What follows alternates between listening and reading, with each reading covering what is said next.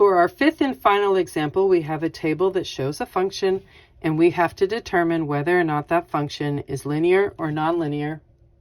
We know that x values and their changes are on the left side of the table, while the y values and their changes are on the right side of the table. To move from row 1 to row 2 on the y side of the table, to move from 8 to 6, you had to subtract 2.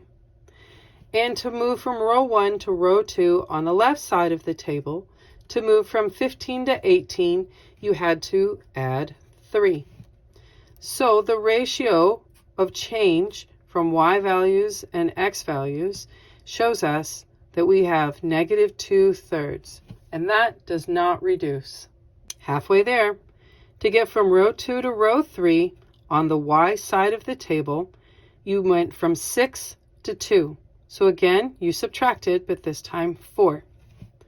To go from 18 to 19, row 2 to row 3, on the left side of the table with the x's, again you added, but this time 1.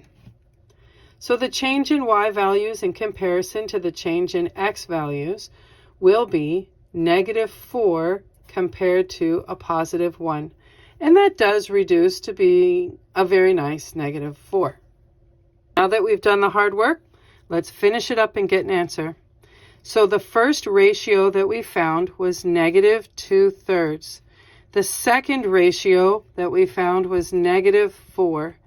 And you are smart. You know that negative 2/3 is not at all equal to negative 4. Therefore, since the rate of change is not the same, the pattern of movement from row to row is not the same, we have a nonlinear function exhibited in this table. And there you go.